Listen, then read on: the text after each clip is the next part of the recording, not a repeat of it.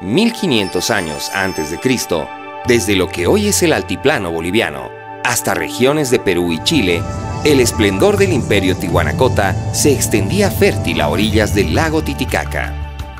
La magnificencia de su cultura se refleja en su excelente obra cerámica, los textiles y sobre todo en las construcciones arquitectónicas, muchas de las cuales poseen orientación astronómica, como la Puerta del Sol y la Pirámide de Acapana, entre otras.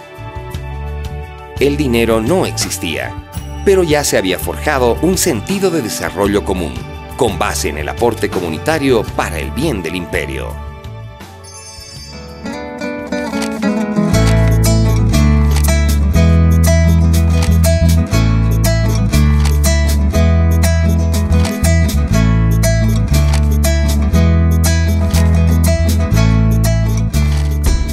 Historia de los tributos en Bolivia. En este tiempo, las contribuciones se realizaban con trabajo comunitario, en obras como templos, caminos y puentes. Los tributos no son cosa nueva. La economía se basaba en la ganadería y la agricultura. Desde entonces, el tributo fue el mecanismo con el cual progresó Tiwanaku.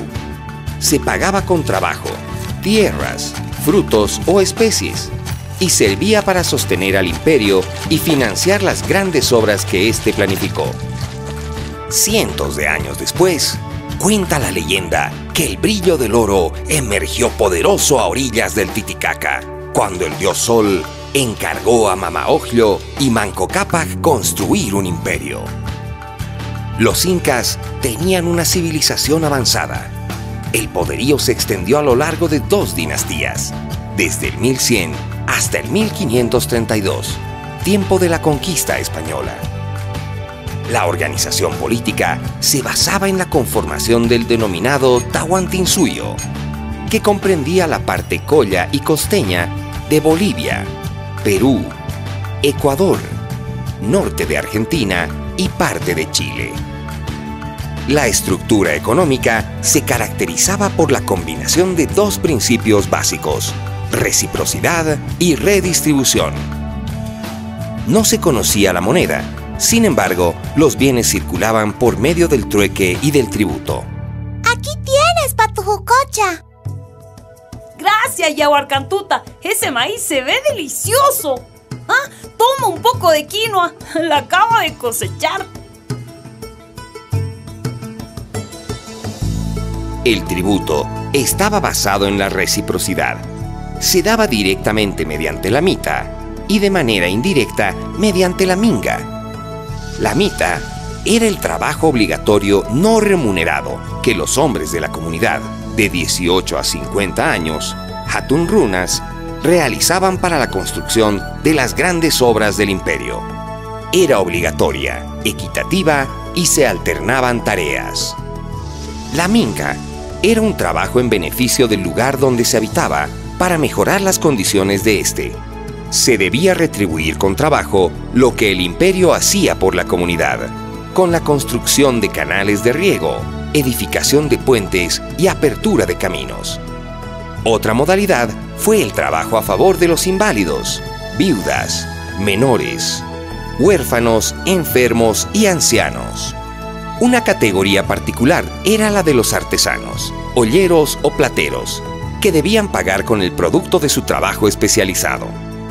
Con el tributo textil, cada familia hilaba y tejía para el inca o el curaca, pero eran ellos quienes suministraban la materia prima para trabajarla. Se profundizó el tributo en especie. Se empezó a cobrar 1/5 de los tesoros y minerales. Se implementó el impuesto llamado tributo indígena. Impuestos para España. Con la llegada de Cristóbal Colón, las arremetidas de Pizarro contra los incas y de Cortés en México, la época de la colonización se inició. Los españoles ensayaron diversos sistemas para asegurar la supremacía, desde la evangelización hasta la guerra más encarnizada. Una minoría compuesta por blancos dominaría a una población de indios americanos. Los indios fueron considerados como una masa aislada y reprimida, de un rango inferior al del conquistador más pobre y analfabeto. Una vez instaurada la conquista, se establecieron formas de organización que permitían a los conquistadores el control de tierra, trabajo y tributos. Durante la conquista, una de las principales fuentes de tributos se basaba en el quinto real, lo que implicó el tributo del 20% del total explotado. En un inicio, se aplicó a los metales preciosos provenientes de los tesoros incas.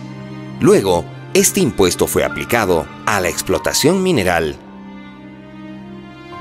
El quinto por el oro y la plata dio los mayores ingresos a la corona española.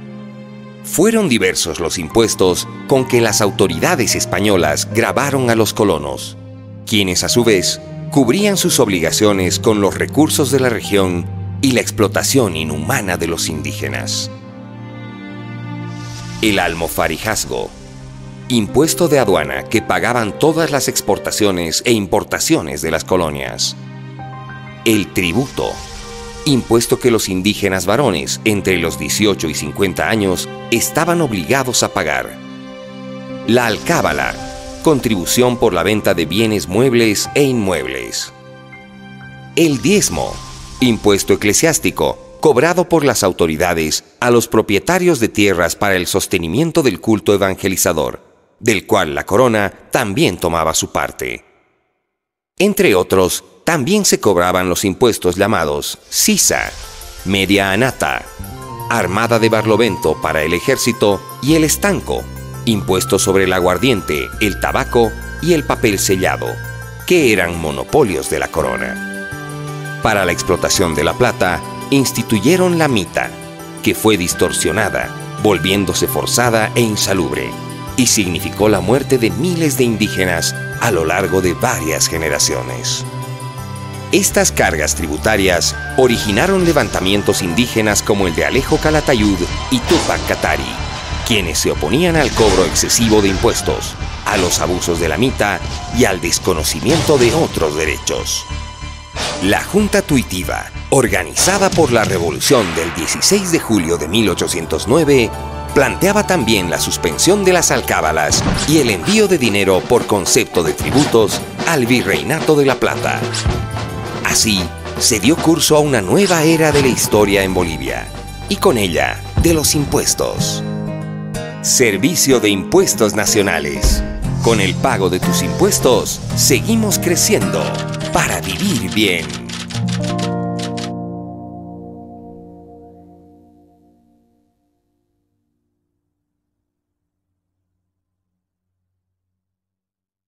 Bolivia tiene una historia que se ha forjado entre luchas y guerras por la independencia y el resguardo de su territorio, mismo que fue cercenado desde su fundación. En medio de este proceso, también se implementó el universo tributario, mecanismo que aportó al desarrollo económico del Estado hasta el presente. En el siglo XIX se produjo la lucha por la independencia al mando del libertador Bolívar.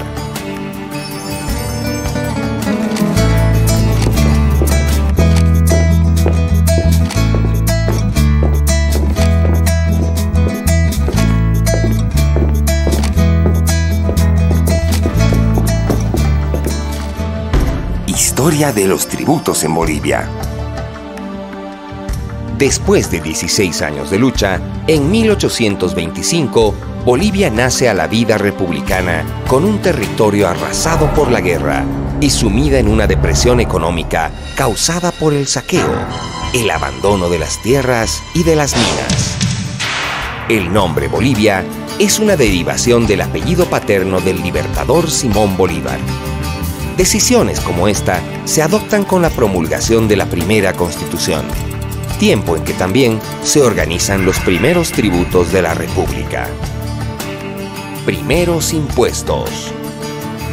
Se eliminan los trabajos gratuitos y el pago de tributos con mano de obra, implementando impuestos a las personas, propiedades, ciencias, artes e industrias.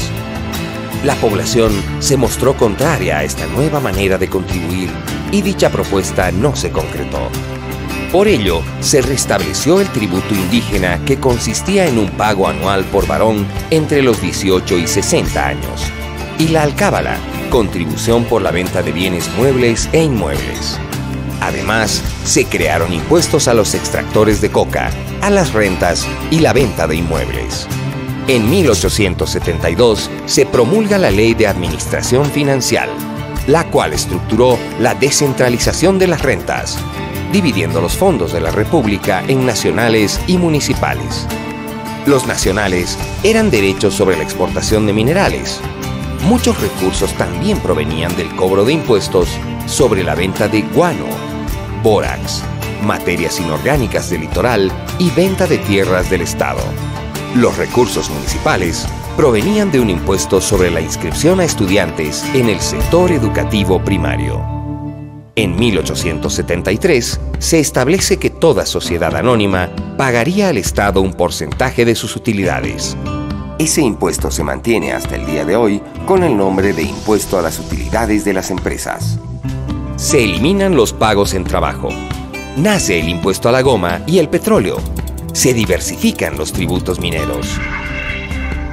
Impuestos a los recursos naturales.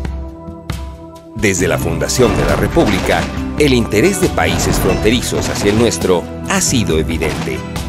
Se llegó a acuerdos que permitieron la explotación de nuestros recursos naturales.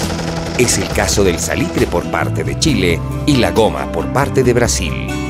Bolivia, haciendo uso de su derecho a utilizar sus propios recursos, implementó el cobro de tributos justos por la explotación del salitre y la goma. Estas medidas fueron la excusa para que Chile y Brasil nos declararan guerras que lamentablemente concluyeron con la pérdida de gran parte de nuestro territorio. El litoral ante Chile y el Acre con Brasil.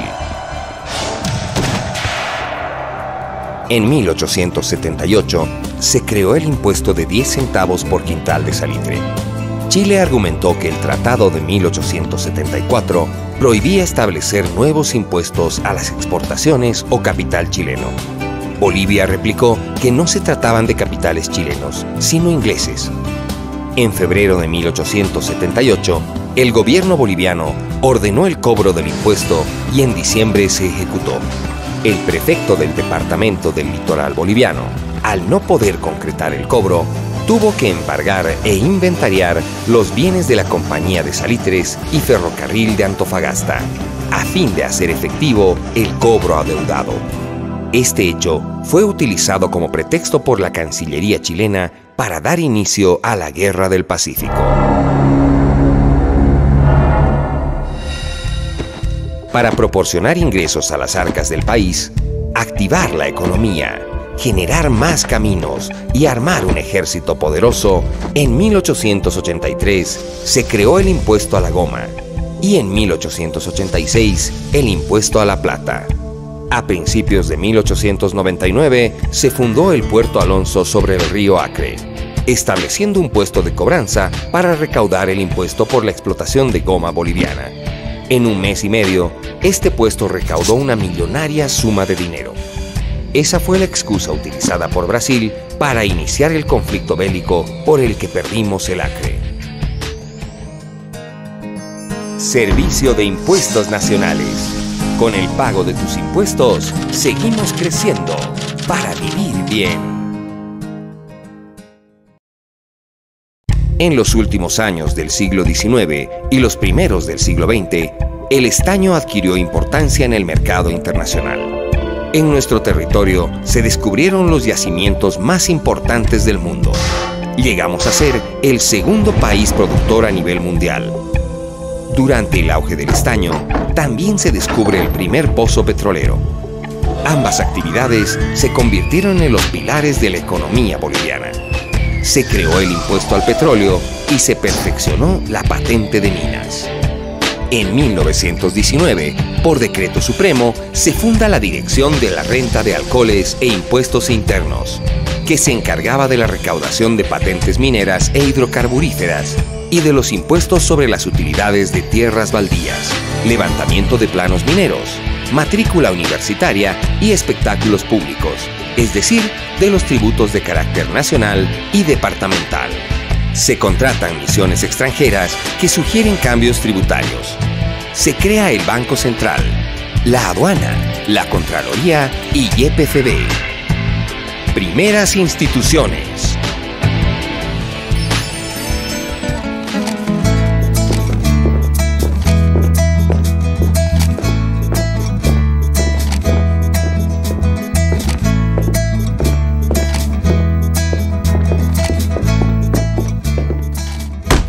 Historia de los tributos en Bolivia. Hasta 1926, el país estaba sumido en el déficit fiscal, la iliquidez y la deuda externa. Hernando Siles asume la presidencia del país. Decide contratar a la misión Kemmerer para modernizar los sistemas monetarios, financieros y fiscales, pero sobre todo para calificar y permitir la adquisición de nuevos préstamos externos, financiar proyectos de obras públicas y cubrir el déficit fiscal recurrente. Fruto de la misión, se reforman los tributos y se crean 3 instituciones fundamentales para el desarrollo y administración de la economía nacional: la Aduana Nacional, la Contraloría General de la República y el Banco Central de Bolivia. El 3 de mayo de 1928 se aprueban los proyectos por la misión Kemmerer relativos al impuesto a cierta clase de rentas y la tributación a la propiedad inmueble. El fantasma de la guerra nuevamente toca nuestras fronteras y con él llega el conflicto bélico contra Paraguay. Mueren alrededor de 60.000 bolivianos. Perdimos el Chaco. La guerra fue devastadora. Los gastos, millonarios. En 1934, los gastos de defensa sobrepasaron el 80% del presupuesto de la nación, obligando al gobierno de la época a dejar de pagar la deuda externa y adquirir nuevos préstamos para gastos de guerra. El Estado estableció el impuesto a los sueldos e impulsó la venta de la insignia patriótica, la escarapela, para solventar algunos de esos gastos. Si la guerra fuera hoy, el gasto superaría fácilmente los 26.000 millones de dólares. Posteriormente, en el gobierno del general Toro, se crea YPFB, Yacimientos Petrolíferos Fiscales Bolivianos. En 1937, Toro dicta la primera estatización en la historia boliviana y de Sudamérica, al nacionalizar el petróleo y confiscar los bienes de la Standard Oil, una de las petroleras más grandes y poderosas del mundo, por evasión tributaria y traición a la patria.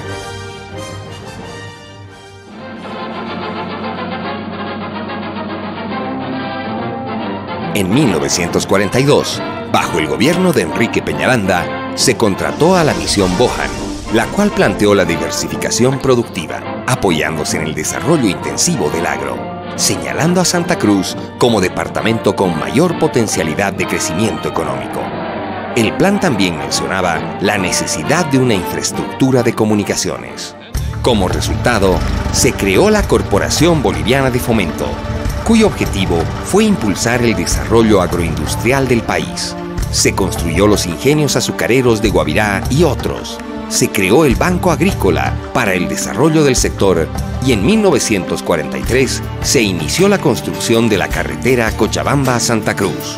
En esa década, Bolivia se unió a los aliados contra Alemania durante la Segunda Guerra Mundial, por lo que entregó gran cantidad de estaño a 48 centavos de dólar la libra fina, siendo el precio en el mercado mundial de 60 centavos. Este hecho generó grandes pérdidas económicas para el país, además de una escasa recaudación de impuestos por este aporte a los aliados. Se crean los libros de compra y venta y las facturas. Se modifican y consolidan los impuestos a las ventas, a las utilidades y a las propiedades.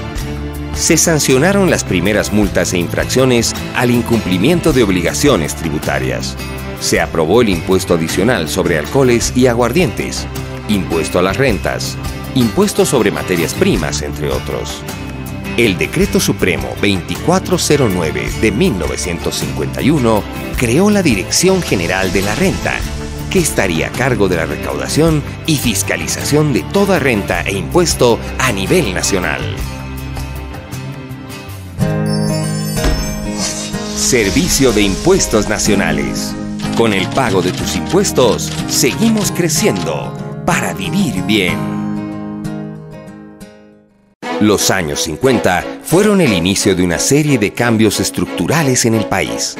La Revolución de 1952 marcó la pauta y a partir de ella, la lucha por el poder dejó sus bemoles hasta finales del siglo XX.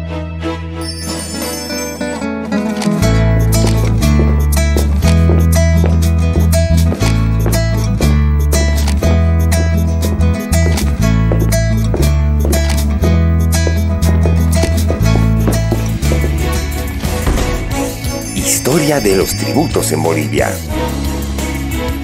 La Revolución Nacional de 1952 dio paso a grandes procesos de transformación, como la nacionalización de las minas, la reforma agraria, el voto universal y la reforma educativa. Al satisfacer estas demandas, se produjo un déficit fiscal, dada la existencia de un reducido universo tributario y donde además persistía un problema de evasión permanente. Se promulgó el primer Código Tributario, se creó el Registro Único de Contribuyentes, RUC, y surgieron nuevos impuestos. En 1957, a través del Decreto 5000, se implantó la obligación de emitir facturas por todo tipo de ventas. Se dejó sin efecto cerca de 50 impuestos, entre ellos el de timbres de transacción sobre facturas, impuestos sobre ventas, impuestos sobre artículos de tocador e impuestos sobre carburantes, entre otros. Durante el gobierno del general Alfredo Obando, se derogó el Código de Petróleo Davenport.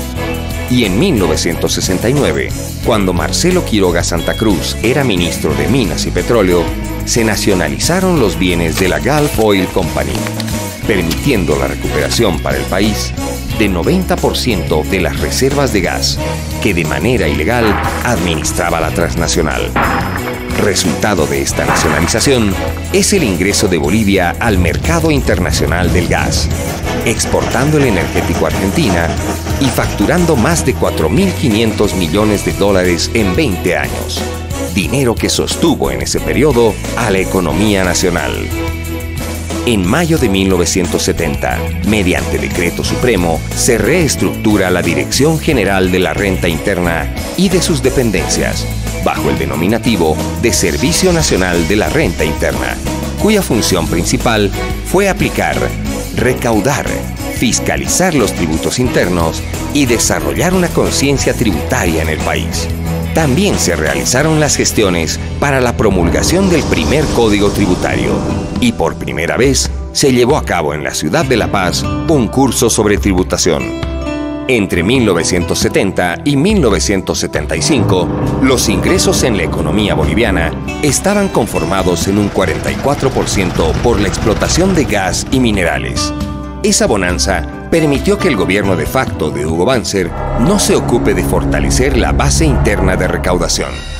Incluso en el tema impositivo interno, el Estado implementó una lotería de facturas que ocasionaba más problemas que soluciones.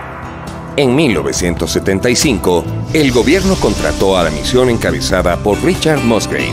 Se realizó un estudio de reforma fiscal de gran amplitud, el cual consistía en fortalecer la base interna de recaudación a través de la ampliación de los impuestos internos, sugiriendo la creación del impuesto al valor agregado, IVA, impuesto a los profesionales, al consumo específico, a la herencia, a los asalariados y a la propiedad, entre otros. En esta década se da énfasis a la explotación petrolera y agrícola, generando un gran desarrollo en el oriente del país. Los recursos destinados para llevar adelante este desarrollo provinieron directamente de los tributos mineros y de préstamos del exterior. Tras una serie de gobiernos militares, en 1982 volvió la democracia con el gobierno de la UDP. La situación económica era delicada. Por la hiperinflación, el dinero tenía valor mínimo. Las recaudaciones de impuestos eran casi nulas. Bolivia suspendió los pagos por la deuda externa no se podía negociar con organismos internacionales de financiamiento. Se aplicó la desdolarización de la economía, afectando a los pequeños ahorristas, y el Banco Central no tenía reservas. Se disparó la demanda salarial que resultó en la emisión monetaria, provocando la hiperinflación más grande en la historia boliviana y una de las mayores a nivel mundial. La recaudación tributaria llegó a su nivel más bajo. Pese a que existía una gran cantidad de impuestos, los pagos por ese concepto se hacían con gran cantidad de billetes que no tenían ningún valor. En 1985, la presión tributaria cayó hasta ubicarse en un 2,8% del Producto Interno Bruto, PIB. Estimados conciudadanos, la patria se nos está muriendo y es preciso no eludir ningún recurso para un tratamiento. Ese mismo año, el gobierno promulgó el Decreto 21060, en el que se incluyeron medidas de orden fiscal, de control monetario, de liberalización de la economía, de privatización, de fijación de impuestos e incluso regulaba los feriados nacionales, estableciendo un nuevo modelo económico denominado neoliberal. Se logró la estabilidad económica, pero el país no alcanzó los niveles de crecimiento necesarios para superar los altos niveles de pobreza. Las calles se llenaron de miles de relocalizados, empleados públicos y mineros despedidos. Se creía que estos serían contratados por el sector privado, asumiendo el liderazgo en la economía. Estas medidas indujeron la depresión y un alto costo social para los sectores más deprimidos del país. Se incrementó la economía informal. Las principales ciudades se vieron inundadas por vendedores callejeros. El contrabando creció de manera desproporcionada hasta finales de los 80, tiempo en que se dieron las principales reformas tributarias. Servicio de Impuestos Nacionales. Con el pago de tus impuestos, seguimos creciendo para vivir bien. El proceso de capitalización de las empresas estatales generó pérdidas irrecuperables para el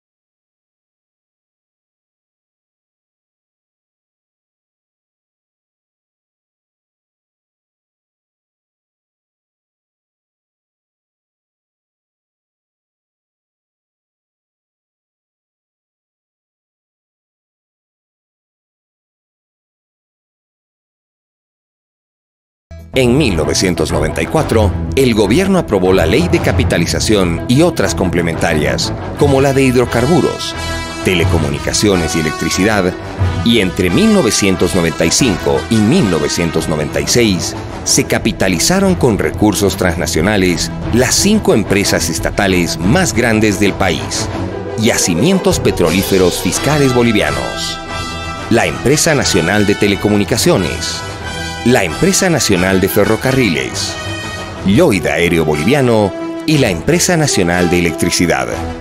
Los ingresos del Tesoro Nacional se redujeron por los cambios en la tributación y las subvenciones, formando un hueco financiero que iba a ser agrandado por la reforma de pensiones, fruto de la nacionalización. En el año 96, la Dirección General de Impuestos Internos incorpora el sistema de consulta telefónica gratuita, vigente hasta la fecha. En 1997, Impuestos Internos ingresa a la era del Internet, brindando información de carácter tributario. Para cubrir el déficit fiscal, en 1997 se promulgó un gasolinazo para cubrir el hueco de 300 millones de bolivianos que tenía el Tesoro. Se eliminaron todos los impuestos anteriores y se crearon solo 6 impuestos, entre ellos el IVA. En el año 2000, se generaron nuevas reformas impuestas por el Fondo Monetario Internacional y el Banco Mundial. Se institucionalizó la administración tributaria y la aduana nacional en un esfuerzo por eliminar la corrupción existente en ambas instituciones. Cambió la denominación de Administración Tributaria por el nombre actual de Servicio de Impuestos Nacionales. En el 2003 se promulgó la Ley 2492, que es el Código Tributario vigente hasta el día de hoy. En 2005 se promulgó una nueva Ley de Hidrocarburos, creando el impuesto directo a los hidrocarburos, IDH, el cual constituye 1/3 de la recaudación tributaria actual. El 2003, los movimientos sociales, en una valiente lucha por los hidrocarburos, recuperaron la propiedad de los mismos y se inició un proceso de reivindicación social que logró sus objetivos en el año 2005, cuando las elecciones dieron una victoria arrolladora por primera vez en la historia democrática del país, con el 54% de los votos a Evo Morales Ayma. Morales se convirtió en el primer indígena en ocupar la presidencia de Bolivia, siendo posesionado en enero de 2006.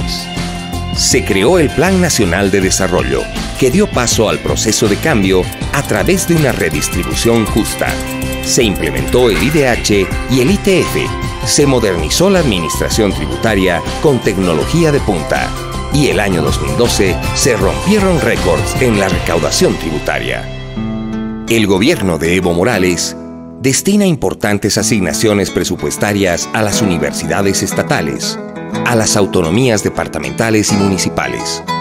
Estos recursos provienen de la elevación en las recaudaciones tributarias y la aplicación del impuesto directo a los hidrocarburos, IDH, instaurado con la nacionalización de YPFB en el año 2006. Bajo el esquema de descentralización fiscal y el nuevo régimen autonómico vigente, a partir de la Constitución Política del Estado, transfiere recursos sustanciales a las gobernaciones departamentales y municipales. Fruto de estos cambios y una vigorosa recaudación tributaria, se crearon fondos de protección social destinados a entregar recursos económicos a los sectores más desposeídos de la población boliviana. En 2012, el Servicio Nacional de Impuestos logró la recaudación más alta de la historia tributaria de Bolivia. Más de 37.000 millones de bolivianos, el triple de lo recaudado en el 2005 y un 24% más de lo obtenido en 2011. Hoy, más de 300.000 contribuyentes pueden presentar sus declaraciones juradas a través del Internet, gracias a la oficina virtual y a los servicios que ésta brinda. El sitio web de impuestos es uno de los más visitados del país, recibiendo más de 5 millones de visitas al año.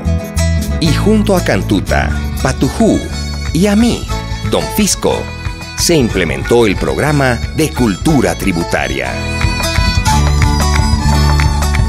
Servicio de Impuestos Nacionales. Con el pago de tus impuestos, seguimos creciendo para vivir bien.